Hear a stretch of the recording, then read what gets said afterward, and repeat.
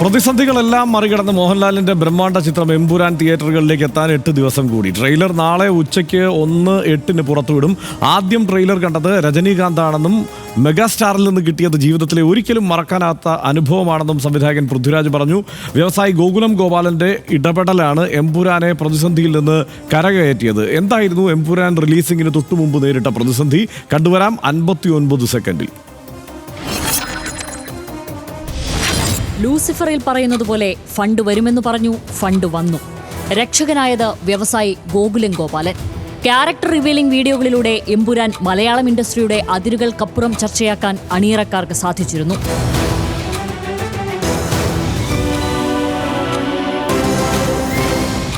നിരന്തരം നൽകി വന്ന അപ്ഡേറ്റുകൾ പൊടുന്നനെ നിന്നത് ആരാധകർക്കിടയിൽ വലിയ ചർച്ചയായി. ലൈക്ക പ്രൊഡക്ഷൻസും ആശീർവാദ് സിനിമാസും ചേർന്നാണ് എമ്പുരാൻ നിർമ്മിച്ചത്. ലൈക്ക പ്രൊഡക്ഷൻസ് ചിത്രത്തിൽ നിന്ന് പിന്മാറിയെന്നായിരുന്നു ഊഹാപോഹം.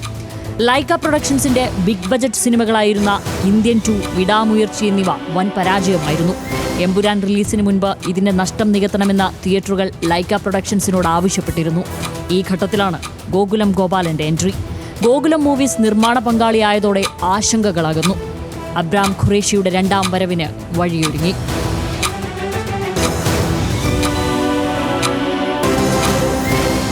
RDX rap news Malayalam.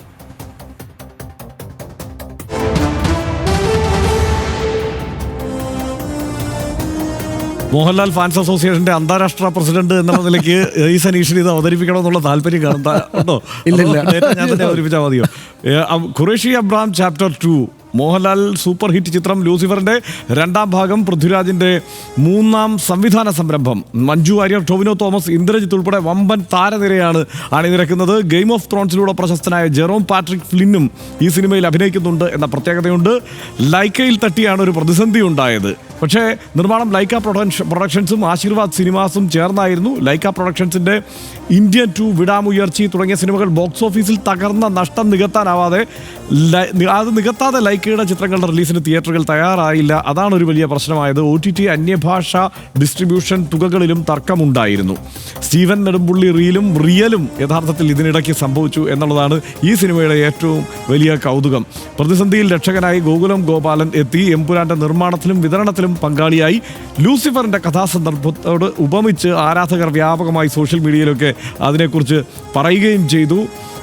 NPTVയുടെ കടം തീർക്കാൻ സ്റ്റീവൻ നെടുമ്പുള്ളി ഇങ്ങനെ കാശ് ഒരൊറ്റ ക്ലിക്കിൽ എറിയുന്നത് പോലെ സിനിമയുടെ പ്രതിസന്ധി ഗോകുലം ഗോപാലൻ തീർത്തു എന്നൊക്കെയുള്ള ചർച്ചകളാണ് ഉണ്ടായത്. വിദേശ രാജ്യങ്ങളിലാണ് ഈ സിനിമയുടെ ചിത്രീകരണം മിക്കവാറും നടന്നത്. 2023 ഒക്ടോബറിൽ എമ്പുരാന്റെ ചിത്രീകരണം ആരംഭിച്ചു. US, UK, റഷ്യ, മൊറോക്കോ അടക്കമുള്ള രാജ്യങ്ങളിലായിരുന്നു അതിൻ്റെ ലൊക്കേഷൻ.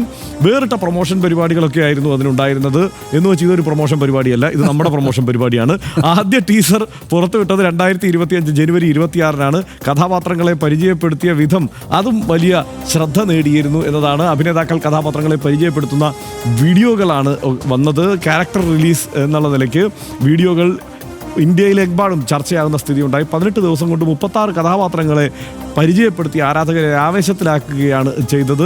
ഇനി നമുക്ക് അതിൻ്റെ ഒത്തിരി വിശദാംശങ്ങളിലേക്ക് പോകേണ്ടതുണ്ട്. ഏതാണ്ട് ആരാധകർക്ക് എല്ലാവർക്കും അറിയാവുന്ന, സനീഷിന് പ്രത്യേകിച്ച് അറിയാവുന്ന വിവരങ്ങളാണ് ഇതെല്ലാം. എങ്ങനെയാണ് ഈ മോഹൻലാലിൻ്റെ സിനിമയെ കാത്തിരിക്കുന്നത്? ഇതിനകത്ത് ഈ ലൂസിഫറിൻ്റെ ആദ്യ പടം ലൂസിഫർ എമ്പുരാനിലേക്ക് പോകുന്നതിന് മുമ്പ് ലൂസിഫർ വമ്പൻ വിജയമായതിൻ്റെ കാരണം അതിനു മുമ്പ് മോഹൻലാലിൻ്റെ പടങ്ങളെല്ലാം പൊളിയാണ്, കുറേയേറെ പൊളിഞ്ഞു പോയിരുന്നു എന്നുള്ളതാണ്. അത് മാത്രമല്ല അദ്ദേഹം ഈ അതിമാനുഷ കഥാപാത്രങ്ങൾ അവതരിപ്പിച്ചപ്പോൾ വലിയ വലിയ വിമർശനങ്ങളൊക്കെ പല ഭാഗത്ത് നിന്ന് വരികയും മോഹൻലാൽ 2ാം കാലത്തേക്ക് എത്തുമ്പോഴേക്ക് അല്ലെങ്കിൽ സെക്കൻഡ് ഫേസിലേക്ക് എത്തുമ്പോഴേക്കും മോഹൻലാൽ അങ്ങനെ എന്തായാലും കാണേണ്ട ഒരു നടനായിട്ട് കാര്യമില്ല എന്ന് എന്നെപ്പോലുള്ള ആരാധകർക്ക് തോന്നിയൊരു കാലമാണ്. പക്ഷേ അവിടെയാണ് വലിയ വിജയമായിട്ട് ലൂസിഫർ മുന്നിലേക്ക് വന്നത്. പൃഥ്വിരാജിൻ്റെ സംവിധാന മികവ് വളരെ പ്രധാനപ്പെട്ട ഒരു കാര്യമായിരുന്നു അതിനകത്ത്. കാരണം എന്താണെന്ന് വെച്ചാൽ ഈ മോഹൻലാൽ എന്ന് കേരളത്തിലെ 3.25 കോടി ജനതയുള്ള കേരളത്തിലെ ഈ അവർക്കെല്ലാവർക്കും പരിചയമുള്ള മോഹൻലാലിൻ്റെ വിജയ ഫോർമുലയിൽ ഓരോന്നായിട്ട് പതുക്കെ പീസാക്കി എടുത്തിട്ടുണ്ടാക്കിയ ഒരു സിനിമയാണ് ലൂസിഫർ എന്നാണ് ഞാൻ വിചാരിക്കുന്നത്. അതായത് മോഹൻലാലിൻ്റെ ഫാൻസിന് വളരെ സന്തോഷം തോന്നിക്കുന്ന അദ്ദേഹത്തിൻ്റെ പെർഫോമൻസ് ആയിരുന്നു അതിനകത്ത് ഉണ്ടായിരുന്നത്. ഇപ്പോൾ ഞാൻ ഒറ്റ കാര്യം പറഞ്ഞ് നമുക്കിത് പെട്ടെന്ന് തന്നെ അവസാനിപ്പിക്കാം. അതായത് തൂവാനത്തുമ്പികൾ സിനിമയോട്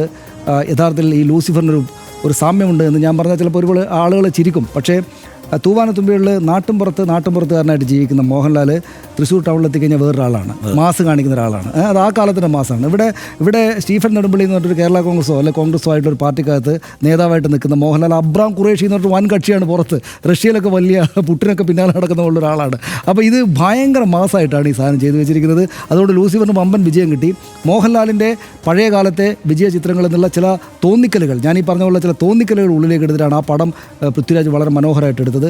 ലൂസിഫർ എമ്പുരാനും അതുപോലെ ഉണ്ടാകുമെന്നുള്ള പ്രതീക്ഷയാണ് ആളുകൾക്കുള്ളത്. പക്ഷേ ഒരു പ്രശ്നമുള്ളത്, ഇതിപ്പോൾ പാൻ ഇന്ത്യൻ സിനിമയാണ്, ഒരുപാട് പൈസ കളക്ട് ചെയ്യുക എന്നൊക്കെ പറയുമ്പോൾ ഈ പൈസയ്ക്ക് എവിടുന്നാണ് കളക്ട് ചെയ്യുക എന്ന ഒരു സംശയം എനിക്കുണ്ട്. അത് പിന്നെ അവരുടെ തലവേദനയാണ്, നമ്മുടെ തലവേദന. ഈ പ്രശ്നം തന്നെയാണ് ഇപ്പോൾ എനിക്ക് പറയാനും ആകെ ഉണ്ടായിരുന്നത്. അത് തന്നെയാണ്, ഈ പണം എങ്ങനെ കളക്ട് ചെയ്യും എന്നുള്ള കാര്യത്തിൽ. ഇപ്പോൾ ലൂസിഫർ പോലെ ഒരു സിനിമ എന്നതാണ് നമ്മുടെ മനസ്സിലുള്ള ഒരു സങ്കല്പം. അതിൻ്റെ ആദ്യ ദിവസത്തെ അഭിപ്രായങ്ങളൊക്കെ വളരെ നിർണായകമാകും. ഇൻഡസ്ട്രിയെ നിർണ്ണയിക്കുന്ന ഒരു സിനിമ എന്നുള്ള നിലയ്ക്ക് അതിനെ ആ സിനിമ പരമാവധി കളക്ട് ചെയ്യട്ടെ എന്ന് തന്നെ നമുക്ക് ആഗ്രഹിക്കാം. തൽക്കാലം നമുക്ക് ഇവിടെ അവസാനിപ്പിക്കേണ്ടതുണ്ട്. കൂടുതൽ അതിനെക്കുറിച്ച് റാപ്പ് ചെയ്യാനൊന്നുമില്ല. RDX ഇവിടെ അവസാനിക്കുന്നു. Good night.